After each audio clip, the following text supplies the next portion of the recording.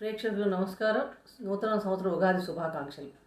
శ్రీ క్రోధీనామ సంవత్సరంలో మనకున్న 27 నక్షత్రాలు 12 రాసుల్లో 15వ నక్షత్రం అయిన స్వాతి నక్షత్రం వారికి ఈ సంవత్సరం ఎలా ఉండబోతోంది, అసలు సంవత్సర ఫలితం ఏంటని చూసినప్పుడు స్వాతి నక్షత్రం 4 పాదాలు కూడా తులారాశిలోకి వస్తాయి.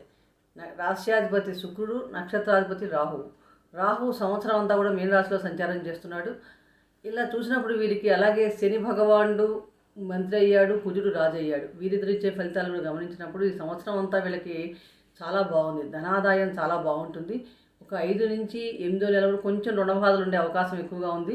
సంవత్సరం అంతా చూసిన వీళ్ళకి ఆయుర్వృద్ధి ముఖ్యంగా, ఎందుకంటే ఆరోగ్యం చాలా బాగుంటుంది. చక్కగా ఎటువంటి రోగాలు ఉండకుండా ఉంటాయి కాబట్టి చాలా బాగుంది. ఆరోగ్యపరంగా చాలా బాగుంది.